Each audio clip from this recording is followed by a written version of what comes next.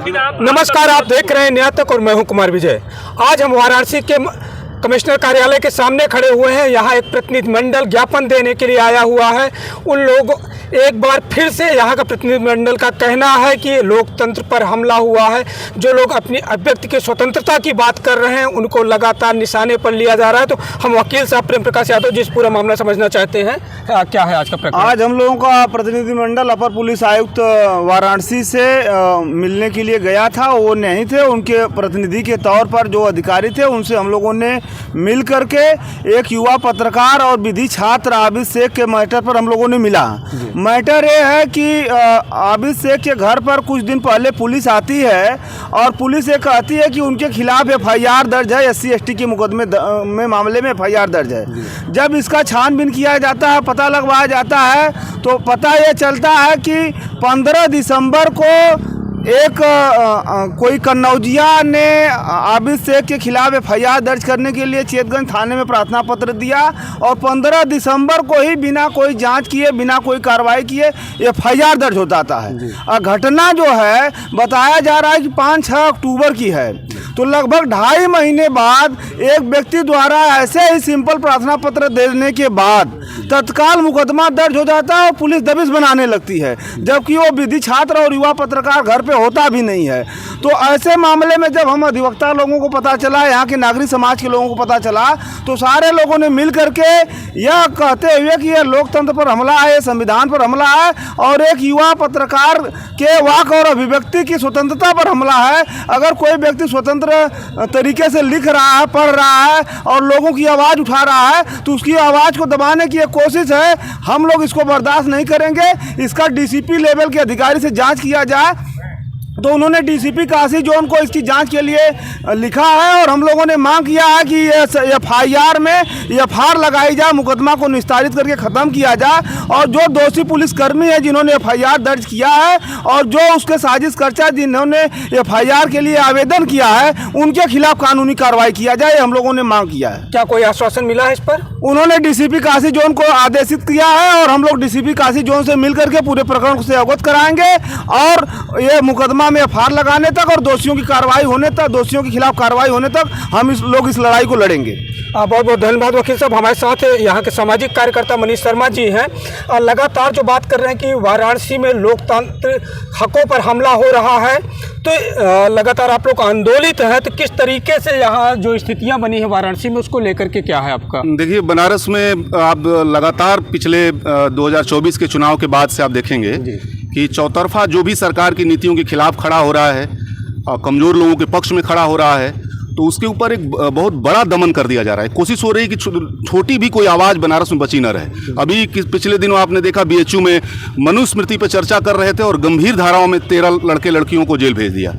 कल परसों की बात है, अभी आप देखेंगे कि जो है वहाँ शाहिद जमाल एक हम लोग छात्र नेता हैं, उनको जो है ATS जो है उनको 2 दिन से अपने ऑफिस पे बुला रही है। आबिद शेख का क्या है? आबिद शेख बेसिकली सामाजिक कार्रवाइयों में रहते हैं, सरकार की तीखी आलोचना करते हैं, सरकार की नीतियों की आलोचना करते हैं, कमजोर लोगों के पक्ष में खड़े होते हैं। यही इनका गुनाह है और इसीलिए हमला बोला गया है। तो 2024 के बाद मोदी जी को जो झटका लगा है, उस झटके से चलते और ज़्यादा हमलावर हो रहे हैं और ज़्यादा दमन की तरफ बढ़ रहे हैं। और लेकिन एक बात इसमें समझना है कि अगर ये सोच रहे हैं कि हम हमला करेंगे और लोग चुप हो जाएंगे, हार मान जाएंगे, तो ऐसा नहीं होने वाला है। एक बड़ी बैठक इन सारे दमन के मामलों को लेकर के एक बड़ी बैठक परसों हुई है। बनारस का पूरा विपक्ष इस पे खड़ा हो रहा है और 30 तारीख को प्रधानमंत्री कार्यालय का एक बड़ा घेराव बनारस में होने जा रहा है और हम इस अधिकारी को यहाँ चेतावनी देने जा रहे हैं कि इससे पहले इस मसले को हल करें, अन्यथा हम एक बड़े आंदोलन की तरफ बढ़ रहे हैं। 30 तारीख का हम लोगों ने ऐलान कर दिया है और बनारस का सारा जो नागरिक प्रतिपक्ष है, राजनीतिक प्रतिपक्ष है, युवा और छात्र प्रतिपक्ष है, सारे लोग मजबूती से उस आंदोलन में खड़े होने जा रहे हैं। बहुत बहुत धन्यवाद मनीष जी। तो यहाँ प्रतिनिधिमंडल का कहना है कि एक बड़े आंदोलन की तरफ बनारस बढ़ रहा है। पूरा विपक्ष और तमाम राजनीतिक संगठन, सामाजिक संगठन, छात्र संगठन सब एकजुट होने जा रहे हैं। जिस तरीके से 2024 के बाद वाराणसी में लोकतांत्रिक ताकतों पर हमले बढ़े हैं, उसके खिलाफ एक बड़े आंदोलन की शुरुआत होने जा रही है। बनारस के लोग चुप नहीं बैठेंगे, अपने हक इंसाफ और इंसानियत के लिए उठ खड़े हुए हैं और 30 तारीख को एक बड़ा आंदोलन देखने को मिलेगा। मेरा नाम एडवोकेट अब्दुल्ला बिन गफ्फार है। अधिवक्ता समाज के अंदर इसलिए रोष है कि ये आबिद शेख का मामला नहीं है। जी जी। ये मामला उन वैचारिकियों का है जो सत्ता का विरोध करती हैं, सत्ता की आलोचना करती हैं, फर्जी मुकदमे का जो विरोध करते हैं, ऐसी वैचारिकता का, जिसमें आबिद शेख भी है। और आबिद शेख लगातार शासन की, सत्ता की कार्रवाइयों पे विरोध करता आया है और जो फर्जी मुकदमों का जो चलन चला है इस वक्त, जो संविधान को खत्म कर रहा है, न्याय व्यवस्था के ऊपर से भरोसा लोगों का खत्म कर रहा है, उसका विरोध करता चला आ रहा है। ऐसे में थाना विशेष के लोग चिन्हित कर रहे हैं कि ऐसे ऐसे लोगों को एक झूठा व्यक्ति खड़ा करेंगे, उसके खिलाफ मुकदमा का डलवाएंगे, एप्लीकेशन डलवाएंगे, उसके बाद मुकदमा करेंगे। ये प्रक्रिया हुई। अभी जैसा कि वेद प्रकाश जी ने कहा कि पूरा का पूरा षड्यंत्रकारी मुकदमा जो अभिषेक पे किया गया है, अधिवक्ता समाज के अंदर ये रोष है कि इस तरीके के काम करने से कानून के ऊपर जो भरोसा है आम जनमानस का, व्यक्तियों का, वो उठता है। और आज हम लोग सिर्फ इसीलिए इकट्ठा हुए हैं कि आम जनमानस के अंदर ये बात घर की जाए कि व्यवस्था जो भी चलेगी वो कानून के हिसाब से चलेगी। सरकार की आलोचना अगर कोई करता है, सत्ता की आलोचना कोई करता है, तो उसको झूठे मुकदमे में फंसा करके जेल भेज दीजिए, ये नहीं चलेगा। और हम लोग मांग करते हैं कि तत्काल प्रभाव से इस पे एफआईआर लगा करके इस मुकदमे को खत्म किया जाए, जैसा कि अभी हम लोगों ने कहा कि आगे चल करके हम लोग एक बड़ा आंदोलन करेंगे इसको खत्म कराने के लिए। तो जैसा कि अभी ये आबिद शेख के प्रकरण में आया, आबिद शेख को अगर आज डिटेन किया जा रहा है तो क्या सिर्फ इसलिए कोई सामाजिक कार्यकर्ता है या इसलिए कि मुसलमान है? नहीं, सामाजिक कार्यकर्ता के साथ साथ मुसलमान के साथ साथ नहीं, ये कि सत्ता का विरोध कोई ना करे।